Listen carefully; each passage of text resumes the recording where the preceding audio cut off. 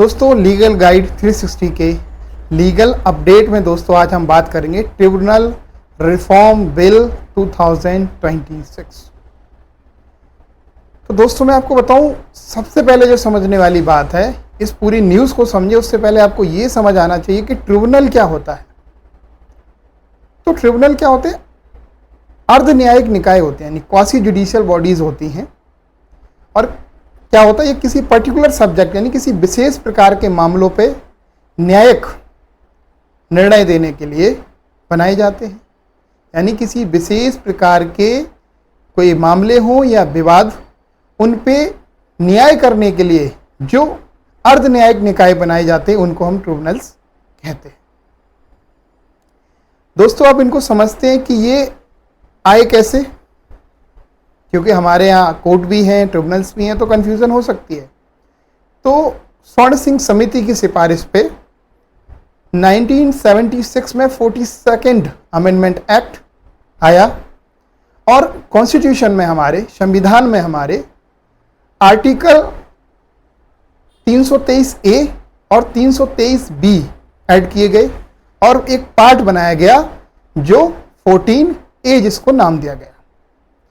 तो question 42nd amendment वाला ये पूछा जा सकता है, कौन से आर्टिकल हैं इसके पीछे वो पूछा जा सकता है, कौन सी समिति है उससे रिलेटेड भी क्वेश्चन पूछा जा सकता है आपसे। एक बात, अब जो 323A है आर्टिकल हमारा, इसके अंतर्गत एडमिनिस्ट्रेटिव ट्रिब्यूनल बनाने की पावर दी गई, प्रोविजन किया गया, प्रावधान किया गया। 323B है वो ट्रिब्यूनल्स फॉर अदर मैटर्स के लिए उसमें प्रोविजन किए गए। एग्जाम्पल समझा देता हूं, जैसे आपका कैट हो गया, सेंट्रल एडमिनिस्ट्रेटिव ट्रिब्यूनल। तो ये क्या है, जो सरकारी जॉब हैं उनसे जुड़े विवाद हो या मामले हो उनकी सुनवाई करता है। तो ये तो आपका 323A में आ गया, इसका एग्जाम्पल हो गया। ऐसे ही 323B का एक एग्जाम्पल दे देता हूं, जैसे इंडस्ट्रियल ट्रिब्यूनल हो गया। ये इंडस्ट्री से संबंधित मामले हो गए, सर्विस के हो गए, और भी चीज़ें हो गई इंडस्ट्री से रिलेटेड, उन इश्यूज को जो रिजॉल्व करता है वो इंडस्ट्रियल ट्रिब्यूनल हो। ऐसे टैक्सेशन ट्रिब्यूनल हो गया, टैक्स से संबंधित मामले, उनके समाधान के लिए टैक्सेशन ट्रिब्यूनल हो गया। तो ये 323B के अंतर्गत फॉल करेगा, यानी 323B।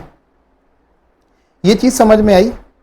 अब एक चीज़ यहीं पे आपको मैं और समझा देता हूं कि जो 323A है उसके अंतर्गत जो भी एडमिनिस्ट्रेटिव ट्रिब्यूनल स्थापित होगा वो सिर्फ और सिर्फ पार्लियामेंट कर सकती है। इस तरह के क्वेश्चन भी आपसे पूछे जा सकते हैं। और वही 323B है आर्टिकल, उसके अंतर्गत जो ट्रिब्यूनल स्थापित होगा वो स्टेट लेजिस्लेचर भी कर सकती है और पार्लियामेंट भी कर सकती है, यानी दोनों कर सकते हैं। तो एक चीज आपको ये याद रखनी है। अब इन ट्रिब्यूनल्स के अंदर मेंबर्स हैं, वो कौन होते हैं? तो इसमें मेंबर्स जो होते हैं वो दो तरह के होते हैं। एक होता है आपका जुडिशियल मेंबर और एक होता है टेक्नीशियल और एडमिनिस्ट्रेटिव मेंबर। ठीक है, तो जुडिशियल मेंबर जनरली जो रिटायर्ड जस्टिस होते हैं हाई कोर्ट के, सुप्रीम कोर्ट के, उन्हें लिया जाता है। और टेक्नीशियल जो हमारे मेंबर होते हैं, जो अभी तक 2021 की जो मैं बता रहा हूँ, उसमें तुम्हारे पर्टिकुलर मान लो जैसे फाइनेंस से रिलेटेड है कोई ट्रिब्यूनल, तो फाइनेंस में कम से कम एक्सपीरियंस होना चाहिए उसे अच्छा खासा। इस तरह के लोग लिए जाते रहे। साथ ही जो 2021 वाला ट्रिब्यूनल एक्ट है उसको क्या सुप्रीम कोर्ट ने, एक जैसे Madras bar association union of India का बड़ा फेमस मामला था, उसमें बहुत सारी चीज़ें इसके अंदर उन्होंने स्ट्रक डाउन करी कि एक जो 4 साल का आपने बना रखा टेन्योर, बहुत सारी चीज़ें थी। ऐसे करके करते करते 2025 तक बहुत सारी जजमेंट है, जैसे चंद्र कुमार की जजमेंट हो गई, MP की जजमेंट हो गई एक। तो इस तरह की जजमेंट पे इन्होंने बहुत सारी चीजें इस एक्ट की स्ट्रक डाउन कर दी। अब इस चीज को सुधारने के लिए ट्रिब्यूनल रिफॉर्म बिल 2026 आता है। हमारा 10 तारीख को लोकसभा इसको पास कर देती है, यानी 10 अगस्त 2026 को लोकसभा इस बिल को पास कर देती है।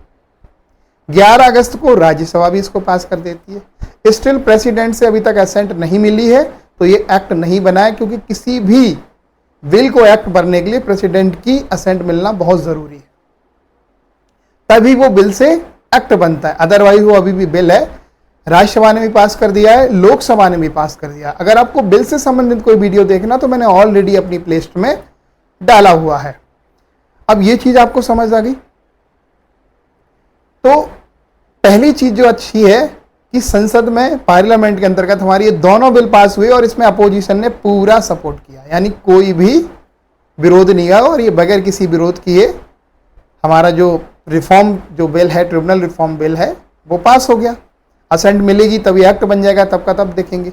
पर इसमें क्या प्रपोज्ड है, क्या लेके आए ना ये, तो एक तो ये चीज लेके आए, वो ये लेके आए हैं NCT, national tribunal commission, NTC, national tribunal commission लेके आए।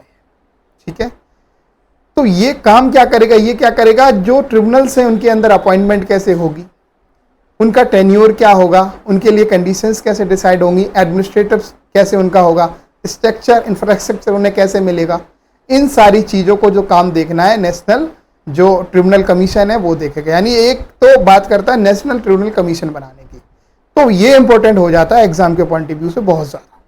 तो नेशनल ट्रिब्यूनल कमीशन जो ये बना देंगे, अब इसके अंदर इन्होंने कहा, सबसे पहली बात है कि इसका चेयरपर्सन कौन होगा। भाई बहुत तगड़ा आप एक कमीशन बनाने जा रहे हो, और वो भी ऐसा जो तुम्हारे जितने भी ट्रिब्यूनल्स हैं उनके अंदर मेंबर की रिक्वायरमेंट करेगा, उनका टेन्योर, ये सब चीज़ें देखनी, सर्विस चीज़ें देखनी है, इंफ्रास्ट्रक्चर देखना है, कौन से मामले कौन से सुने जाएंगे, इस तरह की सारी चीज़ें देखनी। तो इसके लिए जो कमीशन का चेयरमैन होगा वो इंपॉर्टेंट पर्सन होगा।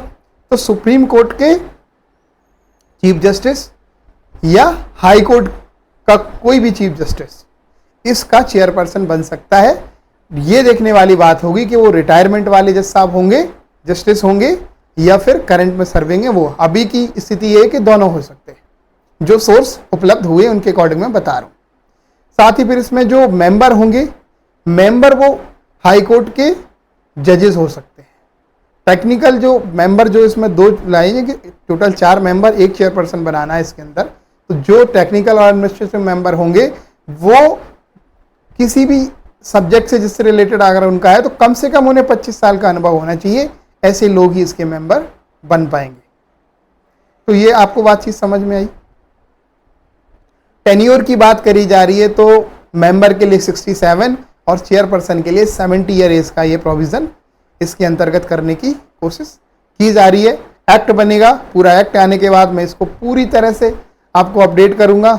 अभी के लिए यही है कि इसमें जो मेन इंपॉर्टेंट चीजें हैं वो आप समझ लो। एक चीज और, ये जो कौन से सब्जेक्ट हैं, कौन से सब्जेक्ट जो 323B में है कि कौन कौन से सब्जेक्ट पे ट्रिब्यूनल बन सकता है, तो 7वीं सूची जो हमारी 7th शेड्यूल जो है उसके अंतर्गत जो जो सब्जेक्ट आते हैं उन सभी पे 323B के अंतर्गत ट्रिब्यूनल स्टेबलाइज किया जा सकता है।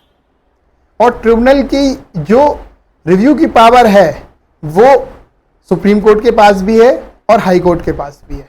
ये भी जजमेंट के थ्रू आ रखा है, और सुप्रीम कोर्ट के पास अपनी पावर है 136 में, वो रिव्यू कर सकता है। और हाई कोर्ट भी इस ऑर्डर को अगर चैलेंज करना है आपको ट्रिब्यूनल के ऑर्डर को, तो हाई कोर्ट के अंतर्गत इनको चैलेंज किया जा सकता है। ये भी जजमेंट के थ्रू ही आया है।